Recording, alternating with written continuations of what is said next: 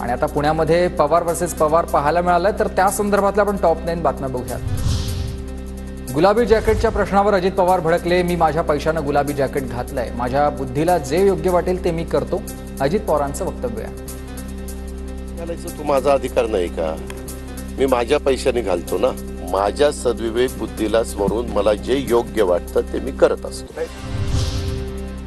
अजित पवार गटाचे आमदार अतुल बेनकेंनी घेतली शरद पवारांची भेट। अमोल कोल्हेंच्या निवासस्थानी अतुल बेनकेंनी पवारांची भेट घेतली। अजित पवार गटाचे आमदार अतुल बेनकेंनी शरद पवारांची भेट का घेतली हे अजून कळलेलं नाहीये आणि तेच त्यांना तुम्ही विचारा। अजित पवारांची भेटीवर ही प्रतिक्रिया आहे। विधानसभा निवडणुकीत काहीही होऊ शकतं, अजितदादा आणि शरद पवार एकत्रही येऊ शकतात। शरद पवारांच्या भेटीनंतर अतुल बेनकेंची प्रतिक्रिया।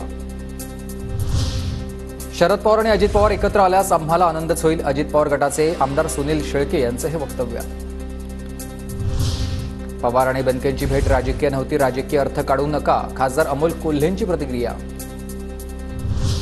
लोकसभा निवडणुकीत ज्यांनी राष्ट्रवादी शरद पवार गटाचं काम केलं ते आमचे आहेत आणि अतुल बेनकेंच्या भेटीवर पवारांचं हे वक्तव्य।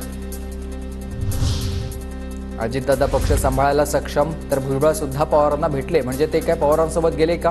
बेनकेंच्या भेटीवर चंद्रशेखर बावनकुळेंचं वक्तव्य।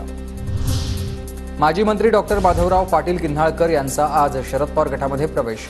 सूर्यकांत पाटलांनंतर नांदेड जिल्ह्यातून दुसऱ्या नेत्याची भाजपला सोडचिठ्ठी।